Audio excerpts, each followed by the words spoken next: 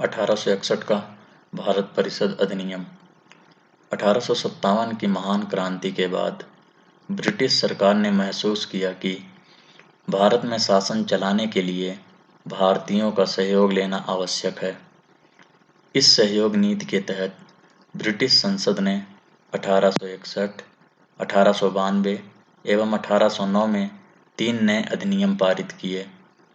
इस अधिनियम की प्रमुख विशेषताएं निम्नवत हैं। इसके द्वारा कानून बनाने की प्रक्रिया में भारतीय प्रतिनिधियों को शामिल करने की शुरुआत हुई। इस प्रकार वायसराय कुछ भारतीयों को विस्तारित परिषद में गैर सरकारी सदस्यों के रूप में नामांकित कर सकता था। 1862 में लॉर्ड कैनिंग ने 3 भारतीयों, बनारस के महाराजा, पटियाला के महाराजा और सर दिनकर राव को विधान परिषद में मनोनीत किया।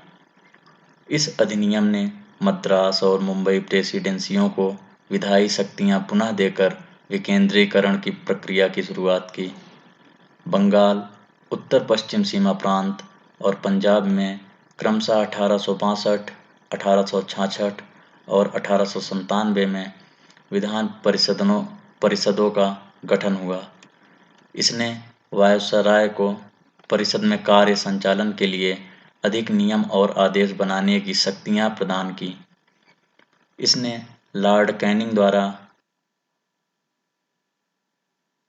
1859 में प्रारंभ की गई पोर्टफोलियो प्रणाली को मान्यता दी। इसने वायसराय को आपातकाल में बिना काउंसिल की संस्तुति के अध्यादेश जारी करने के लिए अधिकृत किया। ऐसे अध्यादेश मात्र 6 माह होती थी। 1892 का भारत परिषद अधिनियम।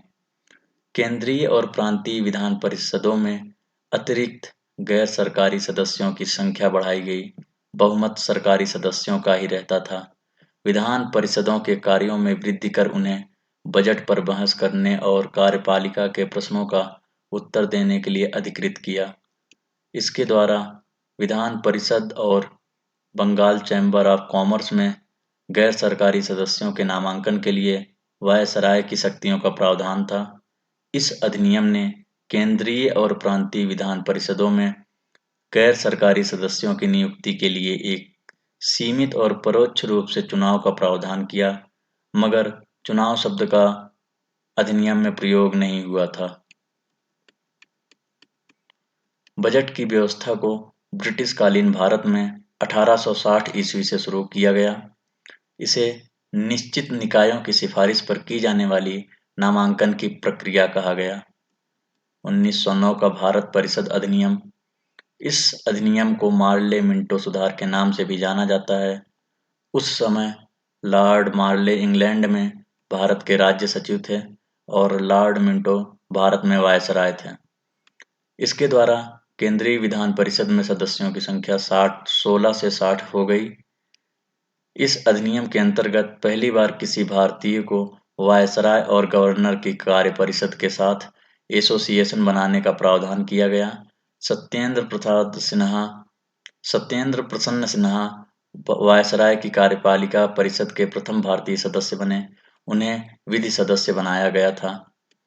इस अधिनियम ने पृथक निर्वाचन के आधार पर मुस्लिमों के लिए सांप्रदायिक प्रतिनिधित्व का प्रावधान किया। इसके अंतर्गत मुस्लिम सदस्यों का चुनाव मुस्लिम मतदाता ही कर सकते थे।